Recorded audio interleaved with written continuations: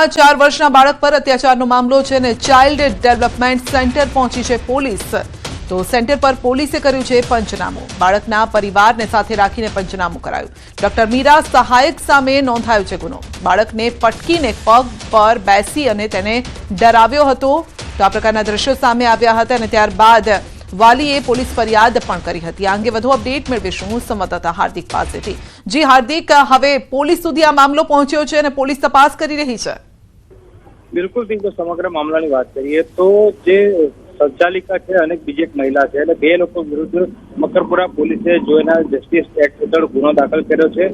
અને બીજી મહત્વની વાત કરીએ તો આ જે છે તે નોટિસેબલ ગુનો છે। એટલે આમાં જે સંચાલિકા હોય છે, જે જવાબદાર વ્યક્તિ હોય છે એટલે કે આરોપી હોય છે, તેને નોટિસ આપવાની હોય છે અને નોટિસ મારફતે તેમને તેમનો જવાબ લખવાનો હોય છે। ત્યારે આજે સમગ્ર મામલાની તપાસ જે છે તે પીએસઆઈ વસાવા કરી રહ્યા છે અને પીએસઆઈ વસાવા આજે સેન્ટર પર પહોંચ્યા હતા અને સેન્ટર પર પહોંચીને વધારાના જે સીસીટીવી ફૂટેજ છે તે ચેક કર્યા હતા। આ સ્થળ પર જ પંચનામું જે છે તે કરવામાં આવ્યું છે। મહત્વની વાત છે કે બાળકના માતા પિતાએ સમગ્ર મામલે ફરિયાદ દાખલ કરી છે અને બાળક પર અત્યાચાર ગુજાર્યો હોવાનો આરોપ જે છે લગાવ્યો છે અને આ પુરાવાના ભાગરૂપે સીસીટીવી ફૂટેજ પર તેમના દ્વારા આપવામાં આવ્યા છે। ત્યારે આજે સમગ્ર તપાસ છે મકરપુરા પોલીસ સ્ટેશનના પીએસઆઈ ચાવડા વસાવા દ્વારા કરવામાં આવી રહી છે।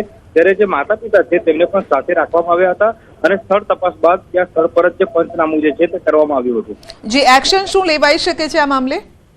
બિલકુલ જે એક્શનની વાત કરીએ તો આ નોટિસેબલ ગુનો છે। મેં અગાઉ કીધું પ્રમાણે કે આ જે ગુનો જે છે તેમાં જે આરોપી હોય છે તેને નોટિસ આપવાની હોય છે અને પોલીસ દ્વારા નોટિસ આપ્યા બાદ જે આરોપીઓ હોય છે તેમને પોલીસ સમક્ષ હાજર રહેવાનું હોય છે અને ત્યારબાદ પોતાનો જે ગુનો છે તે કબૂલ કરવાનો હોય છે અને પોતાની ભૂલ જે છે તે સ્વીકારવાની હોય છે। ત્યારે આ જે બંને આરોપી છે કે જે સીસીટીવી ફૂટેજમાં દેખાય છે તેમને પોલીસ દ્વારા નોટિસ આપવામાં આવી છે અને આવતીકાલે આ બંને આરોપી જે છે પોલીસ સમક્ષ હાજર થશે અને ત્યારબાદ તેમનો જવાબ જે છે તે પોલીસ દ્વારા લેવામાં આવશે। જી, આપનો આભાર।